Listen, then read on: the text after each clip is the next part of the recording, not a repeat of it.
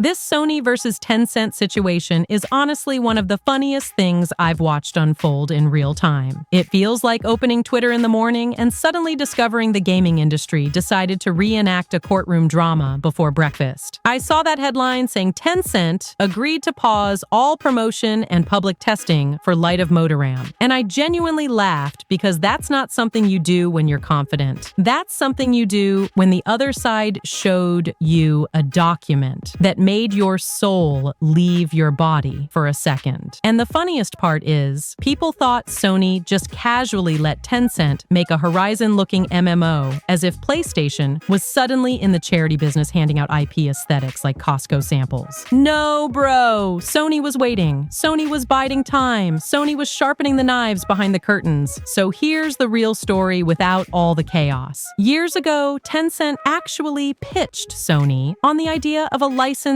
Horizon MMO, like a proper collab, making it official, building the world together. And Sony basically said no, because Horizon is one of their crown jewels, and they already had their own long-term expansion plans for the franchise. It was a polite rejection, nothing dramatic. But Tencent didn't drop the idea. They didn't walk away from the table. They walked into the shadows, like a villain in an origin story, and decided to make something familiar. And when Light of Motoram showed up, people immediately noticed how close the aesthetic was. Red-haired tribal huntress, mech creatures roaming lush, overgrown ruins. Even the scanning device had the same "yeah, I've seen you before" energy. You couldn't look at it without thinking, dang, this looks like Horizon, but with new seasoning. And that's exactly what Sony thought too. That's why Sony filed the lawsuit. They weren't being spicy for no reason. They laid out their case, point by point, and even revealed that the game Tencent pitched them years back had the same DNA as this new original project. That's what turned this from inspired by into nah, come on now. So Tencent tried to push back, tried to argue that Sony was overreacting, tried to say the similarities were generic sci-fi ideas, but then Sony showed the receipts, the pitch materials, the documentation, the exact thing Tencent had shown them before deciding to go solo.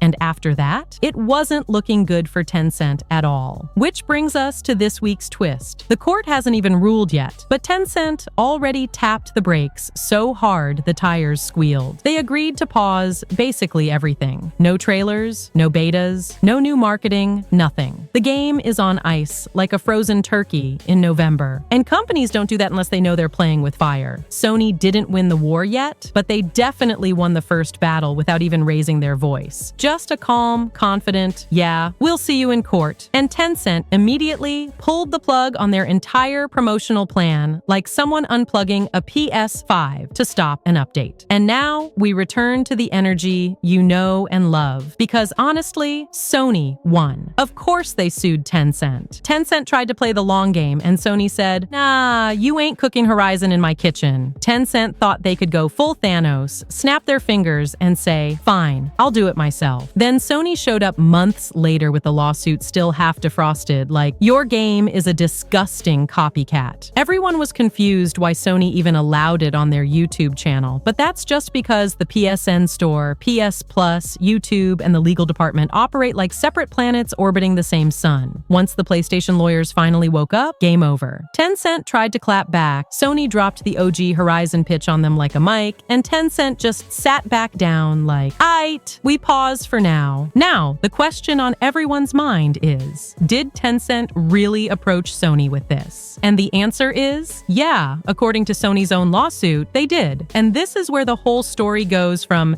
maybe a coincidence, to, oh nah, this is spicy. Because Sony isn't just throwing accusations around for drama. In the legal filings, they straight up say that Tencent came to them back in 2024 with a proposal for a licensed Horizon MMO, a full pitch, a collaboration, a let's build this world together handshake moment. And Sony, being Sony, politely declined because they already had their own plans cooking for the Horizon universe. No hard feelings, just a clean no. But here's where it gets messy. Fast forward and Tencent pops out with Light of Motoram, a game that looks so spiritually aligned with Horizon, you'd think they shared a hairdresser and a mech dinosaur mechanic. And Sony's lawyers immediately connected the dots. They basically went, didn't we already see this? Didn't you show us something similar? Didn't we reject this exact vibe? And in the lawsuit, they referenced that earlier pitch pitch as part of their case. They don't just imply it, they name it. They wave it around like Exhibit A, saying, look, they pitched us a Horizon-like project, we said no, and then they went off and made something nearly identical without us. Does Tencent agree with this? Absolutely not. They fired back, said Sony's exaggerating, said the pitch wasn't the same thing, said the genres are common, the themes are open, blah, blah, blah. But the fact that Sony even brought the original pitch into the lawsuit tells you everything you need to know. Because companies don't casually mention rejected proposals unless it helps build a narrative. And Sony's narrative is basically this. You pitched it, we passed, you made it anyway. And it looks exactly like the thing we told you no to. So yeah, the evidence is in the filings. Sony really is saying, yes, they came to us first. And once you see that timeline laid out, the whole lawsuit suddenly hits very different. It stops being a random copyright gripe and becomes a full, we told you no and you did it anyway situation, which is why Tencent slammed the brakes so fast and paused the entire game's promotion. That's not the move of a company that feels innocent. That's the move of someone who knows the receipts are sitting in a folder labeled Exhibit 1. So here's the deal. The official Horizon MMO that everyone kept whispering about? Yeah, it's real. It's actually called Horizon: Steel Frontiers, and Sony finally revealed it with NCSoft as the main developer. And the funniest part? It's not even coming to PS5 at launch. Nope. This thing is launching on PC and mobile because Sony clearly wants that global, massive, all-platform MMO audience. They're not just expanding Horizon, they're treating it like a proper mega franchise now. And if you look at what the game is, it makes sense. This isn't Aloy's story. This isn't Horizon 3, but online. Steel Frontiers is a whole new world inside the Horizon universe, where you create your own hunter, carve your own identity, and take on giant robotic monsters with other players in full MMO fashion. And this is the part that gets interesting. Everything they've shown so far lines up with what an Horizon MMO should feel like. You've got massive shared environments, big co-op hunts, the ability to knock off machine parts mid-battle and actually pick them up and use them as weapons. Mounts you can carry these weapons on, traps, combos, and that signature Horizon style of tactical hunting. They even named the region the Deathlands, a big post-apocalyptic landscape inspired by real places like Arizona and New Mexico. Basically, imagine the Horizon world, but stretched out into a persistent world where thousands of people exist at the same time. It's everything fans imagined, just not on console. And look, the fact that you're not playing as Aloy is kind of refreshing. Sony clearly knows that Aloy's story is its own thing and that an MMO can't revolve around one character. So instead, they went with full player expression. Build your hunter, build your gear, build your tribe, build your playstyle. And honestly, it looks like they understood the assignment. They didn't just slap Horizon on a random MMO. They took the core identity of the franchise, the machines, the combat, the ruins, the tribal tech, and translated it into a format meant for teamwork, raids, and long-term progression. Now here's the punchline. While Steel Frontiers is being built by NCSoft, there are also reports that Guerrilla themselves still have another Horizon multiplayer project in the works. So Steel Frontiers isn't even the only online Horizon experience. Sony is basically turning Horizon into a whole ecosystem with single-player games, VR spin-offs, mobile projects, and now MMOs. So let's talk about the one part of this Horizon MMO reveal that sent PlayStation fans straight into a spiritual crisis. Because the moment Sony said, Horizon, Steel Frontiers, coming to PC and mobile, the PS5 community collectively froze, like someone just walked in and unplugged their console mid-save. People were rereading the announcement like, wait,